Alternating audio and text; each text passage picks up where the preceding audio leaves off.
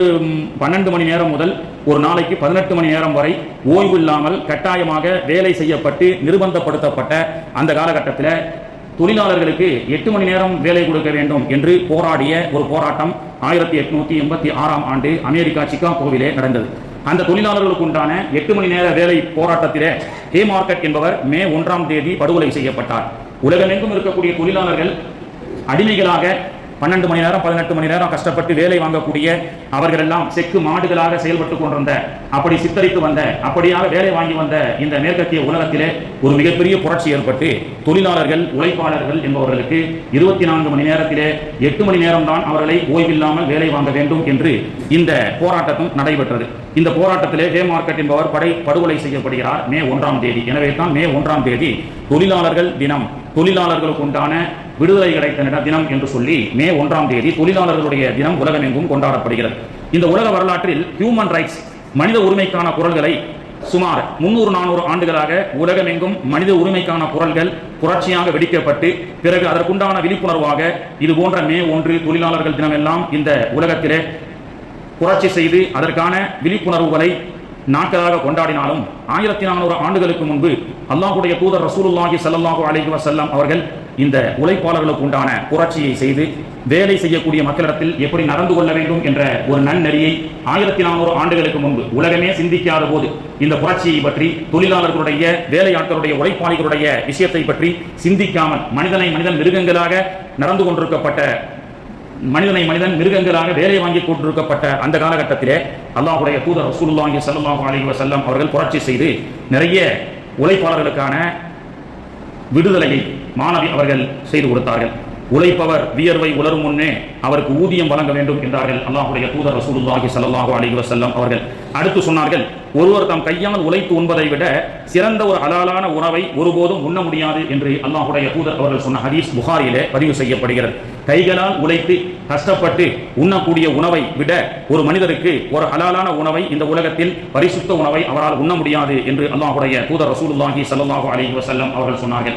உழைத்து கஷ்டப்பட்ட அந்த செல்வங்கள், எந்த செல்வங்கள் எல்லாம் மார்க்கத்திற்காக செலவு செய்யப்பட்டதோ அதையெல்லாம் குர்ஆனும் ஹதீஸும் உலகத்தில் வெளிச்சமிட்டு காட்டியது. நமக்கெல்லாம் அடிக்கடி தெரியும், ஜும்மாவிலே பேசியிருக்கின்றோம். அல்லாஹ்வுடைய தூதர் அவர்கள் தபூக் யுத்தத்திற்காக நிதி வசூல் செய்யும் பொழுது சித்திக் நாயகம் அவர்கள் முழு சொத்தையும் கொண்டு வந்து இந்த மார்க்கத்திற்காக கொடுத்தார்கள். உமர் நாயகம் அவர்கள் பாதி சொத்துக்களை கொண்டு வந்து இந்த தீனுல் இஸ்லாத்திற்காக ஒப்படைத்தார்கள். உதுமானே ரனி அவர்கள் 3இல் ஒரு பகுதி தர்மம் செய்தார்கள். இதுவெல்லாம் ஹதீஸின் வழியாக வரலாற்றில் நாம் கேள்விப்பட்ட சம்பவம். ஆனால் அதே தபூக் யுத்தத்தில் ஒரு வேர்வை செய்து உழைத்து 53 பேரித்தம்பலங்களை கொண்டு வந்து கொடுத்த ஒரு நபித்தோழருடைய வரலாறு குர்ஆனிலே பதிவு செய்யப்படுகிறது. அல்லாஹ்வுடைய தூதர் அவர்கள் தபூக் யுத்தத்திற்காக நிதி வசூல் செய்யும் பொழுது அங்கே ஓரமாக நின்று கொண்டிருந்த சஹல் ரலியல்லாஹு அன்ஹு அவர்கள் நிற்கின்றார்கள். எல்லா சஹாபாக்களும் சக்திக்கு மீறி சித்திக் நாயகம் முழு சொத்தையும் கொண்டு வந்து இந்த தீனுல் இஸ்லாத்திற்காக கொடுத்து விட்டார். உமர் பாதி சொத்துக்களை கொண்டு வந்து விட்டார். உதுமான் 3இல் ஒரு பகுதி கொண்டு வந்து விட்டார். இந்த சகலுக்கு இஸ்லாத்திற்காக, தீனுல் இஸ்லாத்திற்காக கொடுப்பதற்கு ஒன்றுமே இல்லையே என்று கவலைப்பட்டு உடனே ஓடோடி செல்கிறார். ஓடோடி சென்று ஒரு யூதனுடைய தோட்டத்திலே கிணத்திலே தண்ணீரை இறைத்து அந்த தண்ணீரை பாய்த்து சில மணித்துளிகளிலே வேகமாக அந்த சபை கலைவதற்கு முன்பு ஓடோடி சென்று அந்த வேர்வை சொட்ட அந்த ஊதியத்தை, அந்த கிணத்துல தண்ணி எடுத்த அந்த உழைத்த அந்த ஊதியத்தினுடைய 53 பேரித்தம்பலங்களை கொண்டு வந்து அல்லாஹ்வுடைய தூதர் ரசூலுல்லாஹி ஸல்லல்லாஹு அலைஹி வஸல்லம் தர்பாரிலே ஒப்படைத்தார். அப்படி ஒப்படைக்கும் பொழுது சில பேர் ஏளனமாக பார்த்தாங்க, எங்கெங்க லாக்ஸ் கணக்கில், க்ரோர்ஸ் கணக்கில் அங்க நிதி வசூல் செய்யப்பட்டு கொண்டிருக்கிறது. இந்த ஏழை பஞ்ச பரதேசி நஊது பில்லாஹ் சஹல் ஒரு 53 பேரிச்சம்பளத்தை பெருசா கொண்டு வந்து இதையும் சபையில் வந்து வைக்கிறாரே என்று சில முனாஃபிக்கீன்கள் பேசும் பொழுதுதான் ஒரு தொழில் செய்த, உழைப்பு செய்த ஒரு பணம் என்பது எவ்வளவு வேல்யூபிள் உள்ளது, அது பல கோடிக்கு பல லட்சங்களுக்கும் மிகைத்தது என்பதை அல்லாஹ் தஆலா உணர்த்துவதற்காக சித்திக் நாயகம் கொண்டு வந்த சொத்துக்களையோ மற்ற சஹாபாக்கள் கொண்டு வந்து கொட்டிய பணங்காசுகள், பொற்காசுகளை எல்லாம் அல்லாஹ் வரலாற்றிலே குர்ஆனிலே பதிவு செய்யாமல் சஹல் ரலியல்லாஹு அன்ஹு அவர்கள் கொண்டு வரும் பொழுது பரிகாசம் செய்த அந்த முனாஃபிக்கீன்களுக்கு மத்தியிலே அல்லாஹ் அருள்மறையிலே திருவசனத்தை இறக்கி காட்டுகின்றான். நீங்கள் கொண்டு வந்து கொடுக்கக்கூடிய அந்த பணங்காசுகள், பல கோடிகள், பல தங்க காசுகள், வெள்ளி காசுகள், இதைவிட அல்லாஹ் எதை ரசித்து பார்க்கின்றான் தெரியுமா? என்னுடைய சகல் அவருக்கு கிடைக்கப்பட்ட அந்த சில மணித்துளிகளிலே, அந்த வேகாத வெயிலிலே வேர்வை சிந்தி அவர் கிணத்திலே தண்ணீரை இறைத்து பாசனங்களுக்கெல்லாம் பாசனம் செய்துவிட்டு அந்த உழைப்பின் மூலமாக கொண்டு வந்த அந்த 53 பேரிச்சம்பளத்தை பற்றி அல்லாஹ் பேசுகின்றான். அதனுடைய வேல்யூபிள் இருக்கின்றது. அந்த 53 பேரிச்சம்பளம் என்பது இந்த சாதாரண சகலுடைய ஒரு உழைப்பாளியின் உழைப்பாளியினுடைய காசாக நீங்கள் சாதாரணமாக பார்க்கலாம். ஆனால் அதை அல்லாஹ் எப்படி பார்த்தான் தெரியுமா? அந்த உழைப்பிற்கும் அந்த தொழிலுக்கும் அவர் செய்த அந்த தியாகத்தை அல்லாஹ் தஆலா மேம்படுத்துவதற்காக அருள்மறையிலே திருவசனத்தை இறக்கி காட்டுகின்றான். யௌம யுஹ்மா அலைஹா ஃபீ நாரி ஜஹன்னம். அதாவது சில பேர் சஹிரல்லாஹு மின்ஹும், என்னுடைய சகல் கொண்டு வந்த 53 பேரிச்சம்பளத்தை பரிகாசம் செய்கிறார்கள், சாதாரணமாக நினைக்கிறார்கள். அவர்கள் வேண்டுமானால் பரிகாசம் செய்யப்படுவார்கள், யார் பரிகாசம் செய்கிறார்களோ. ஆனால் என்னுடைய சகல் செய்த இந்த தியாகம் உலக அழியும் வரை, இந்த அருள்மறை இருக்கும் வரை, இந்த உலகமெங்கும் மறுமையிலும் அது பேசப்பட்டு கொண்டே இருக்கும் என்று ஒரு தொழிலாளி, ஒரு உழைப்பாளியினுடைய சம்பாத்தியத்தினுடைய ஒவ்வொரு காசுகளும் அது எவ்வளவு பெரிய வேல்யூபிள் உடையது அப்படின்றதை அல்லாஹ் தஆலா குர்ஆனிலே சொல்லி காட்டுகின்றான். ஹியூமன் ரைட்ஸ், உழைப்பாளி தொழிலாளர்களுக்கு உண்டான ஒரு குரல், 8 மணி நேரம் வேலை வேண்டும், அவர்களுக்கும் ஓய்வு வேண்டும் என்று 140 வருஷத்துக்கு முன்னாடி 1886 செய்த ஒரு புரட்சி அமெரிக்கா சிகாகோவிலே இன்றும் மே 1ஆம் தேதி உழைப்பாளர்கள் தொழிலாளர்கள் அவர்களை கண்ணியப்படுத்த வேண்டும் என்றெல்லாம் பேசப்படுகிறது. ஆனால் இந்த ஹியூமன் ரைட்ஸையும் தாண்டி 1400 ஆண்டுகளுக்கு முன்பு அல்லாஹ்வுடைய தூதர் அவர்கள் ஹியூமன் ரைட்ஸையும் தாண்டி அனிமல் ரைட்ஸையும் வாங்கி கொடுத்தார்கள். ஒட்டகம், ஒரு பயணத்திலே அல்லாஹ்வுடைய தூதருடைய தர்பாரிலே சஹாபாக்கள் எல்லாம் கூடியிருக்கும் பொழுது ஒரு ஒட்டகம் அல்லாஹ்வுடைய தூதரிடத்திலே மண்டியிட்டு அமர்ந்து அழுதது. அல்லாஹ்வுடைய தூதர் அவர்கள் அந்த ஒட்டகத்தை சில நேரம் பார்க்கிறார்கள். சஹாபாக்கள் எல்லாம் இருந்து அந்த சம்பவத்தை பார்த்துக் கொண்டிருக்கின்றார்கள். அல்லாஹ்வுடைய தூதர் அவர்கள் சொன்னார்கள், இந்த ஒட்டகத்தினுடைய உரிமையாளர் யார் என்று கேட்டார்கள். உடனே ஒரு நபித்தோழர் வந்துருச்சு, யா ரசூலல்லாஹ், நான் தான் அந்த ஒட்டகத்தினுடைய உரிமையாளர் என்று சொன்னார். அப்பொழுது அல்லாஹ்வுடைய தூதர் அவர்கள் சொன்னார்கள், உன்னுடைய ஒட்டகத்தை நீ கடினமான உழைப்பை கொண்டு வேலை வாங்குகிறாய், அதன் மீது உட்கார்ந்து கொண்டு சவாரி செய்கின்றாய், ஆனால் அதற்கான உணவை நீ சரியாக கொடுப்பதில்லை, அதற்குண்டான ஓய்வை நீ சரியாக கொடுப்பதில்லை, உன் மீது அது குற்றச்சாட்டு சுமத்துகிறது ஒட்டகம் என்று அல்லாஹ்வுடைய தூதர் அவர்கள் சொல்லி காட்டிய ஹதீஸ் முஸ்லிம் ஷரீஃபிலே பதிவு செய்யப்படுகிறது. என்றால் ஒரு ஹியூமன் ரைட்ஸையும் தாண்டி ஒரு அனிமல், ஒரு மிருகத்துக்குண்டான ஒரு உழைப்பையும் அந்த மிருகத்துக்கு கொடுக்க வேண்டிய அந்த கடமைகளையும் அதற்குண்டான உரிமைகளையும் வாங்கி கொடுத்தவர்கள் 1400 ஆண்டுகளுக்கு முன்பு புரட்சி தலைவர் மாநபி ரசூலுல்லாஹி ஸல்லல்லாஹு அலைஹி வஸல்லம் அவர்கள். மனிதர்கள் உழைப்பவர் வியர்வை உணரும் முன்னே அவருக்கு ஊதியம் வழங்க வேண்டும் என்பதையும் தாண்டி தம் கையால் உழைத்து உண்பதை விட சிறந்த ஒரு ஹலாலான உணவை ஒருபோதும் ஒரு மனிதன் உண்ண முடியாது என்பதையும் தாண்டி நாம் பயன்படுத்த இருக்கக்கூடிய அந்த ஒட்டகம், குதிரை, இன்னும் விவசாயத்திற்காக பயன்படக்கூடிய மாடு, ஆடுகளுக்கு உண்டான உரிமைகளை கூட நபிகள் நாயகம் ரசூலுல்லாஹி ஸல்லல்லாஹு அலைஹி வஸல்லம் அவர்கள் வாங்கி கொடுத்தார்கள். உழைப்பு, அதற்காக எடுக்கக்கூடிய சிரமம் இஸ்லாம் மதிக்கிறது.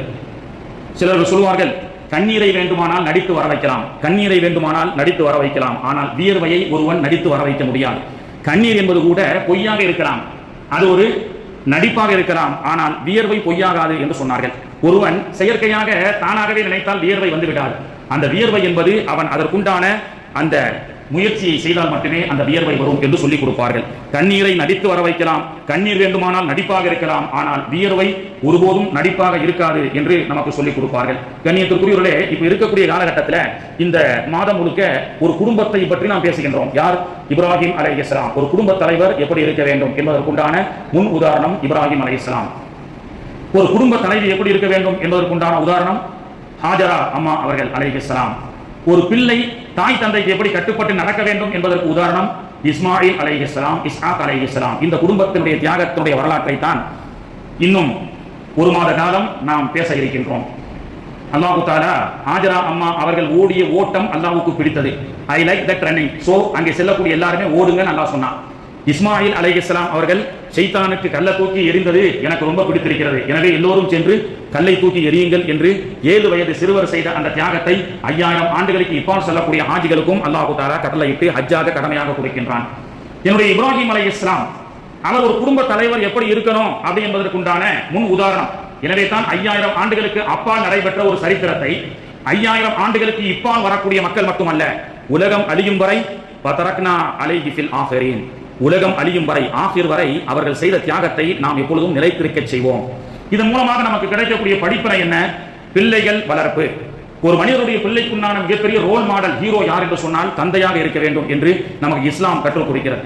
ரோல் மாடல், இன்னைக்கு யாரோ சினிமாவுடைய கூத்தாடிகளை எல்லாம் ரோல் மாடலாக இருக்க ஏற்றுக்கொண்ட இந்த சமூகத்துக்கு மத்தியிலே இஸ்லாம் நமக்கு கற்றுக் கொடுக்கக்கூடிய ரோல் மாடல் என்றால் ஒவ்வொரு தந்தையும் தன்னுடைய பிள்ளைக்கு ரோல் மாடலாக இருக்க வேண்டும். இதைத்தான் அல்லாஹ்வுடைய தூதர் ரசூலுல்லாஹி ஸல்லல்லாஹு அலைஹி வஸல்லம் அவர்கள் நமக்கு கற்றுக் கொடுத்தார்கள். 5000 ஆண்டுகளுக்கு முன்பு இப்ராஹிம் அலைஹிஸ்ஸலாம் அவர்களுடைய அந்த வரலாறும் நமக்கு சொல்லி காட்டுகிறது. கண்ணியத்திற்குரியவர்களே, அப்போ இப்ராஹிம் அலைஹிஸ்ஸலாம் அவர்களுக்கு 2 பிள்ளைகள் 90 வயதையும் தாண்டி அல்லாஹ் 2 ஆண் மக்களை அல்லாஹ் கொடுத்தான். ஒருவர் இப்ராஹிம் அலைஹிஸ்ஸலாம், இன்னொருவர் இஸ்மாயில் அலைஹிஸ்ஸலாம், இன்னொருவர் இஸ்ஹாக் அலைஹிஸ்ஸலாம். இந்த 2 ஆண் பிள்ளைகள் அவர்களை எப்படி வழி நடத்தினார்கள் என்பதை நமக்கு வரலாறு நமக்கு சொல்லிக் கொடுக்கிறது. அதற்கு முன்பதாக நாம இன்னைக்கு என்ன நினைச்சிட்டு இருக்கிறோம்? நாம கஷ்டப்பட்டுட்டோம் சின்ன வயசுல, ஆனா நம்ம பிள்ளைங்க கஷ்டப்படக்கூடாது. நாம வேர்வை சிந்தி கஷ்டப்படுற மாதிரி நம்ம பிள்ளை வேர்வை சிந்தி கஷ்டப்படக்கூடாது. வீட்டில் ஏர் கண்டிஷனை வாங்கி கொடுக்குறோம், வீட்டில் எல்லா விதமான சௌகரியங்கள் செஞ்சு கொடுக்கிறோம், பிள்ளைகள் வாங்கி கேட்ட உடைகளை வாங்கி கொடுக்கின்றோம், அவர்கள் கேட்கின்ற பைக்கை வாங்கி கொடுக்கின்றோம், எல்லா சௌகரியம் செய்யறோம். ஆனா அந்த பெற்றோர் இடத்துல கேட்டு பாருங்க, இல்ல ஜெரத்து நான் பீட்டர் இங்கிலாந்து சட்டை போடணும்ட்டு 80 ஆசைப்பட்டேன், ஆனா அப்பதான் எனக்கு அது போடக்கூடிய வாய்ப்பு கிடைக்கல.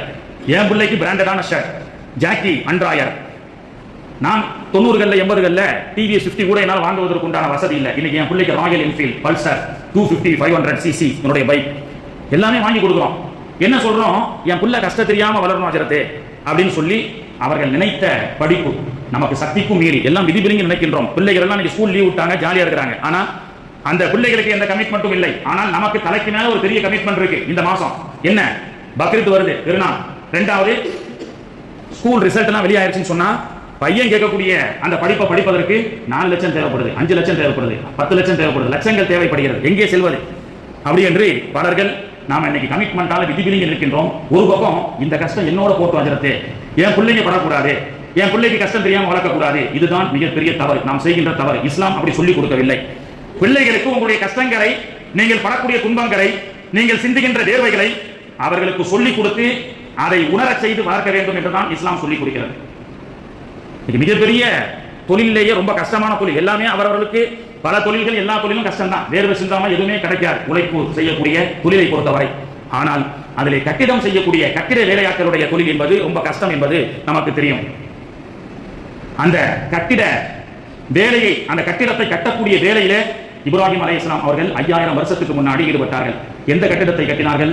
காபத்துல்லா என்ற காபாவை அவர்கள் இப்ராஹிம் அலைஹிஸ்ஸலாம் அவர்கள் அல்லாஹ்வுடைய கட்டளைக்கிணங்க கட்டினார்கள். அவர்கள் கட்டும் பொழுது அவர்கள் கால் வைத்த அந்த பாதம் இன்றும் அங்கே இருக்கிறது நமக்கு தெரியும்.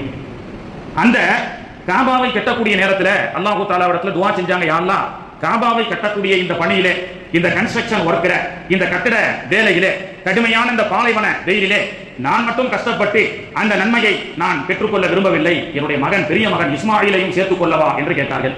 அல்லாஹ் சேர்த்துக் கொள்ளுங்கள் என்று சொல்லி தன்னுடைய தனயன் மகன் இஸ்மாயில் அவர்களையும் அந்த கட்டிட வேலையிலே தன்னோடு வேர்வை சிந்தி அந்த வேர்வையுடைய மதிப்பை தெரிந்து கொள்வதற்காக அந்த தியாகத்திலே தன்னுடைய மகனையும் ஈடுபடுத்தினார்கள். காபத்துல்லாவை கட்டும் போது இஸ்மாயில் வளர்ந்த பிள்ளையாக இருந்தார். பிறகு 40 வருஷத்துக்கு பிறகு 2வது மகனான இஸ்ஹாக் அலைஹிஸ்ஸலாம் அவர்களை வைத்து பலஸ்தீன் பைத்துல் முகத்தஸை 2வது மகனை வைத்து கட்டினார்கள் என்று வரலாறு நமக்கு சொல்லி காட்டுகின்றது. ஒரு குடும்ப தலைவர் என்பவர் தனக்கு அல்லாஹ் கொடுத்த ஒரு மிக முக்கியமான ஒரு பொறுப்பு கட்டிடம். 2மே இறையில்லமான பள்ளிவாசல்கள். அந்த பள்ளிவாசலுடைய கட்டிட பணியில் ஈடுபடும் பொழுது தன்னுடைய மகனையும் இணைத்துக் கொண்டு பெரிய மகன் இஸ்மாயில் அலைஹிஸ்ஸலாம் அவர்களை மக்காவுக்கும், இஸ்ஹாக் அலைஹிஸ்ஸலாம் இறைவரை பைத்துல் முகத்தஸைக்கும் கட்டக்கூடிய அந்த வேலையில் ஈடுபடுத்தி ஒரு தந்தை தன்னுடைய மகனையும் சேர்த்துக் கொண்டு ஒவ்வொரு செயலிலும் அவர்கள் செய்கின்ற அந்த தியாகத்தை அந்த பிள்ளைகளுக்கு உணர்த்த வேண்டும் என்றுதான் இஸ்லாம் சொல்லிக் கொடுக்கின்றது. அதுதான் இப்ராஹிம் அலைஹிஸ்ஸலாமுடைய வரலாறுல இருந்து நமக்கு சொல்லிக் கொடுக்கின்ற பாடமாக இருக்கிறது. கண்ணியத்திற்குரியவர்களே, இன்னைக்கு எல்லா விஷயத்திலும் ஷைத்தான் ஆக்கிரமிப்பு வந்துட்டான்.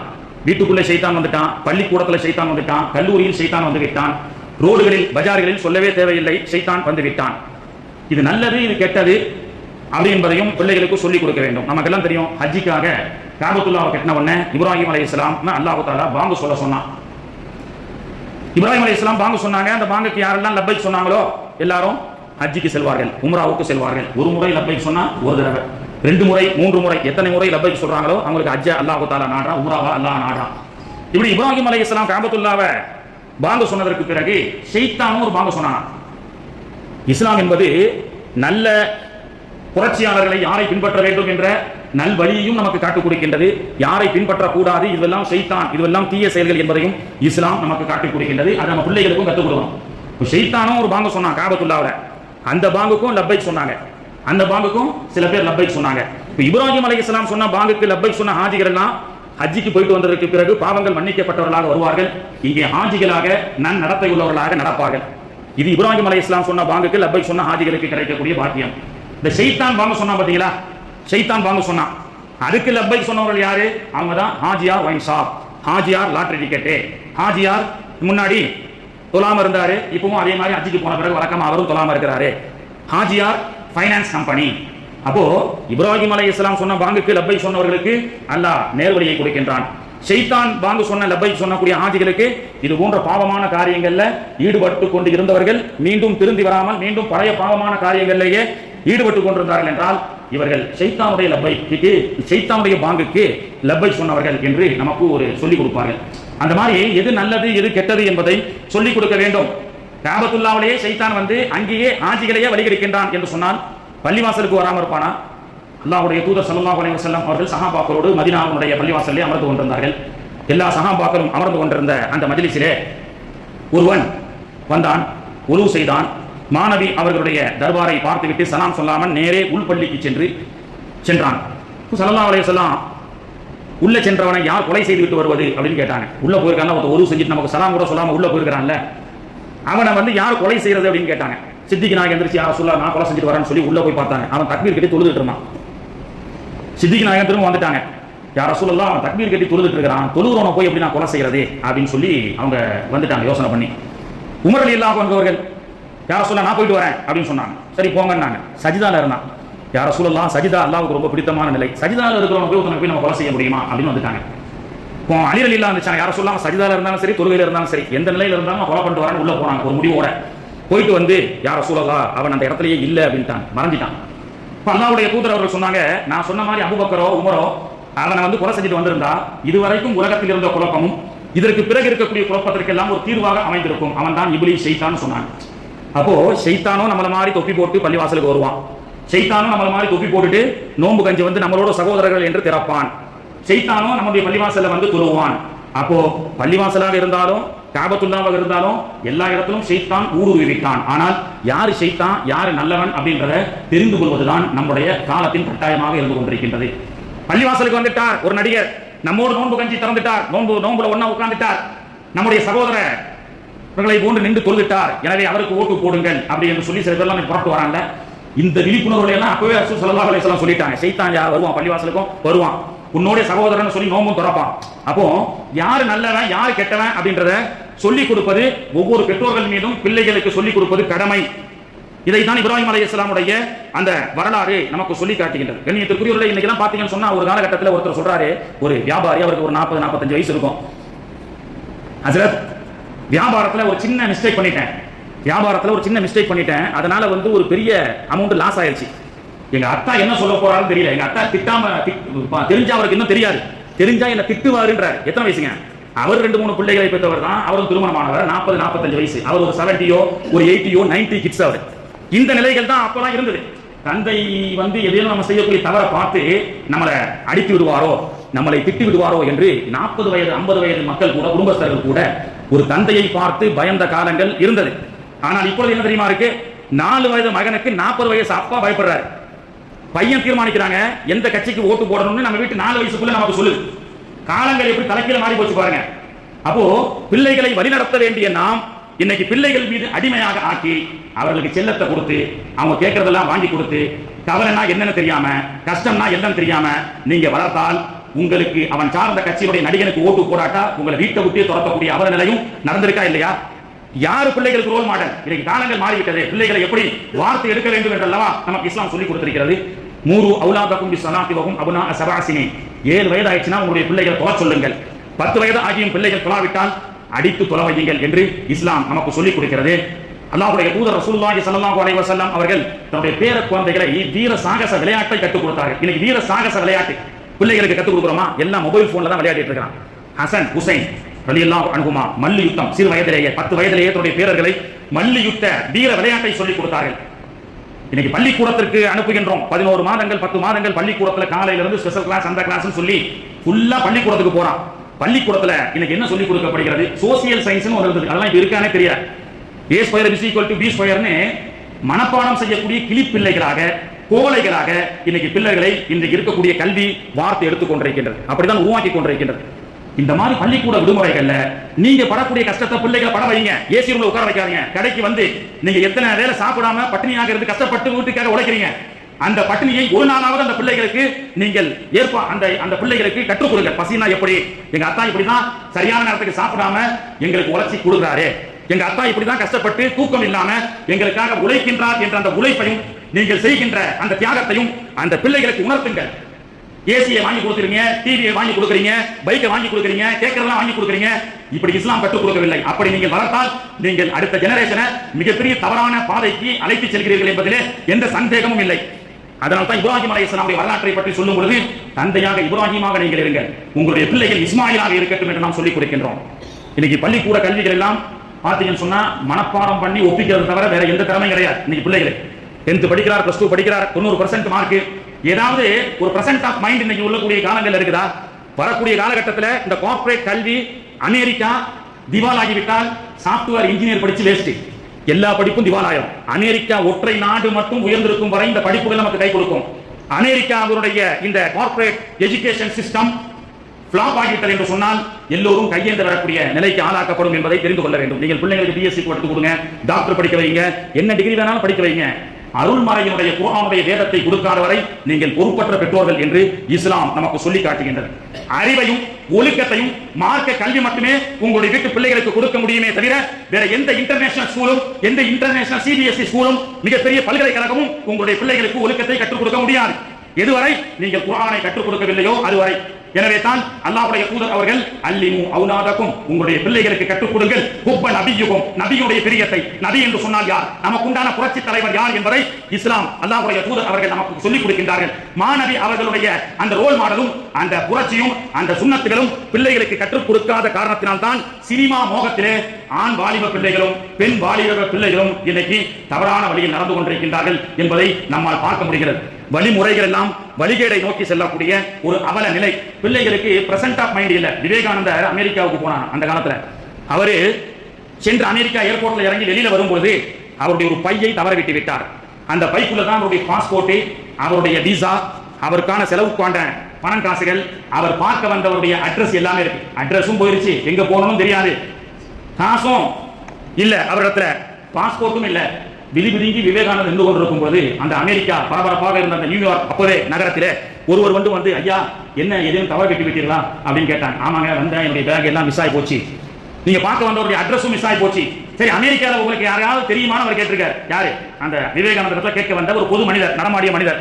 யாராவது உங்களுக்கு அமெரிக்காவில் தெரியுமா? ஓ, நல்ல தெரியும், நல்ல நண்பர் அவரு, எனக்காக என்ன வேணாலும் செய்வாரு. அப்படியா, யார் அவர்னு அவர் கேட்டாராம். அப்ப சொன்னாரா, நீங்க தான் அப்படின்னா. யார் அவரு? நல்ல தெரியும், நான் என்ன சொன்னாலும் கேட்பாரு. யாரு? அதான் பிரசன்ட் ஆஃப் மைண்ட்ன்றது. என்ன இப்படி போட்டார குண்ட அப்படின்னு சொல்லிட்டு அவரே ஐயா உங்களுக்கு நான் உதவி செய்யறேன்னு சொல்லி அந்த ஒரு மீட்டிங்லயே அந்த உரையாடல்ல அவரை சந்திச்ச அந்த நேரத்துல அவரோடு விவேகானந்தரோடு 40 வருஷம் பயணிச்சிருக்கிறார் அந்த அமெரிக்காக்காரர். இந்த இந்திய சுதந்திரத்துக்காகவும் பெருங்கொண்ட தொகையை அவர் கொடுத்ததாக வரலாற்றில் சொல்லி காட்டப்படுகிறது. இப்படி எல்லாம் பிள்ளைகளுக்கு இன்னைக்கு பேசவும் தெரியல. நம்மளாம் இன்னைக்கு முந்தைய காலகட்டத்தில் நமக்கு டிஎன்பிஎஸ்சி எழுதுறதுக்கு உண்டான விழிப்புணர்வு இல்ல, ரயில்வேல எப்படி சேரணும் நமக்கு சொல்லிக் கொடுக்கல.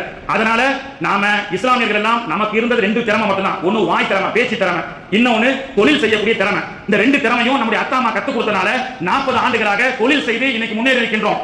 அதை தெரியாதவர்கள் வெளிநாட்டிலே சென்று ஏதோ 10-18 வயசுல பாஸ்போர்ட் எடுத்து சென்றாங்க, உழைத்து இன்னைக்கு ஏதோ ஒரு ஆளாகி இருக்கின்றோம் என்றால் அடுத்து வரக்கூடிய ஜெனரேஷனை நாம பட்ட கஷ்டத்தை தெரியாம நீங்க வளர்த்தா அதை நீங்கள் செய்யக்கூடிய மிகப்பெரிய தவறு. அடுத்து வரக்கூடிய உங்களுடைய வாரிசுகள் உஷார் இல்லாமல் இந்த உலகத்தில் வாழ்ந்துவிட்டால் உங்களை விட ஏமாளிகள் யாரும் இருக்க முடியாது. தொழில் எப்படி செஞ்சோம்? ஒரு வெங்காய வியாபாரி இன்னைக்கு இருக்கக்கூடிய பசங்களுக்கு பிரசன்ட் ஆஃப் மைண்டும் கிடையாது.